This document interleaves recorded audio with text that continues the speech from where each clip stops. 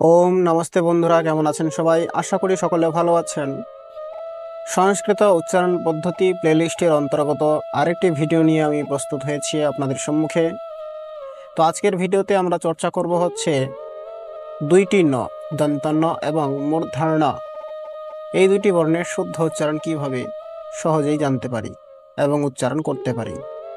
তো প্রথমে যদি আমি বলি যে দন্তন্য এর উচ্চারণ স্থান হচ্ছে দন্ত লৃতু রেসা দন্ত্যাহা।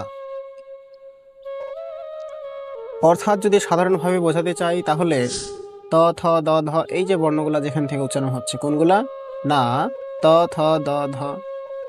তো এই বর্ণগুলা যেখান থেকে উচ্চারণ হচ্ছে সেই স্থান থেকেই দন্তন্য এর উচ্চারণ করা উচিত। যেরকম ত থ দ ধ ন, দেখুন দাঁতে স্পর্শ হচ্ছে। এবং মূর্ধন্য যে রয়েছে, মূর্ধন্য মূর্ধাতে স্পর্শ হওয়া উচিত, জিহ্বার সাথে মূর্ধার স্পর্শ হওয়া উচিত, যেমনটা ট ঠ ড ঢ ইত্যাদি বর্ণে হয়। যেহেতু এর স্থান মূর্ধা বলা হয়েছে, ঋটু রসা মূর্ধন্যা, তো এই মূর্ধা স্থানীয় মূর্ধন্য উচ্চারণ করার যদি সুবিধার্থে আমি বলি তাহলে ট ঠ ড ঢ এই বর্ণগুলো উচ্চারণ করুন।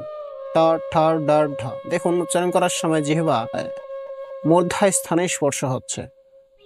এটাকে সহজভাবে বোঝার জন্য আমি আবারও বলছি, আপনারা ট ঠ ড ঢ এই বর্ণগুলো উচ্চারণ করুন। দেখুন যে স্থানে স্পর্শ হচ্ছে সেই স্থান থেকে মূর্ধন্য এর উচ্চারণ করা উচিত। এখন দন্তন্বয়ের একটা উদাহরণ দিচ্ছি, সেটা হচ্ছে নদী।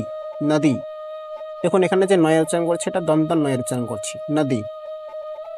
এখানে আমি যদি হৃণদি বলি, হৃণদি, তাহলে এটা ভুল হবে, কারণ হৃণ হচ্ছে মূর্ধাস্থানীয়। তো দন্তস্থানীয় হওয়ায় এটাকে আমরা দন্তে স্পর্শ করে দন্তান্বয়ের উচ্চারণ করব, নদী।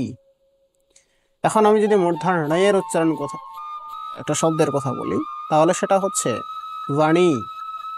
বাণী, এই যে মূর্ধন্য আছে, এখানে মূর্ধন্য দীর্ঘ ইকার ঋণী।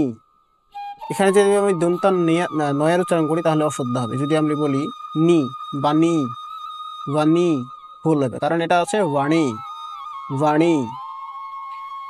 আশা করি সকলে খুব সুন্দরভাবে এই দন্তান্ন এবং মূর্ধন্যয়ের উচ্চারণ বুঝতে পেরেছেন।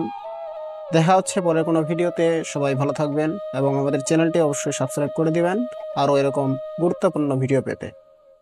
ওম নমস্তে।